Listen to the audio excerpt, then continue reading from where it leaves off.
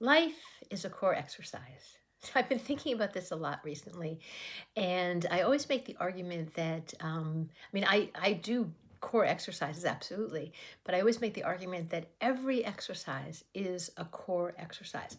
So if, for example, I am working my shoulders, so here's a perfect one with a halo, right? So I'll just grab a band. I got a band handy here, and as I'm just doing a halo, so I'm kind of holding this, and I'm gonna go like this around my head. It messes up your hair, and that's a halo.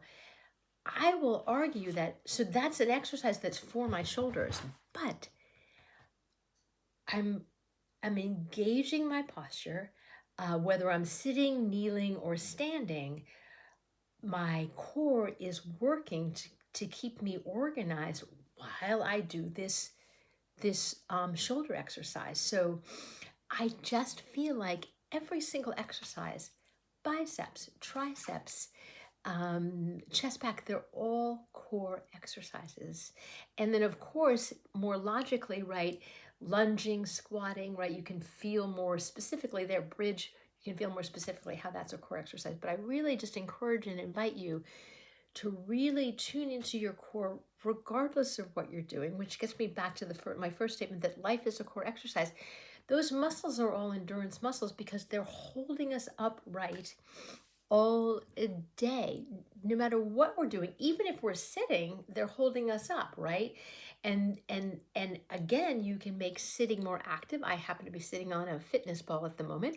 You can make sitting more active. You can make sitting less active, right? If you kind of schlumpy down, then sitting is less active, right? But basically, you can make everything more active by engaging your posture and engaging your core, right? So I really begin my training with posture, right? That's the first thing I'm going to talk about if you join me for training, and just encourage that process so that your core is working all the time. And I'm just gotten so serious with all of my training in my old years here, 68.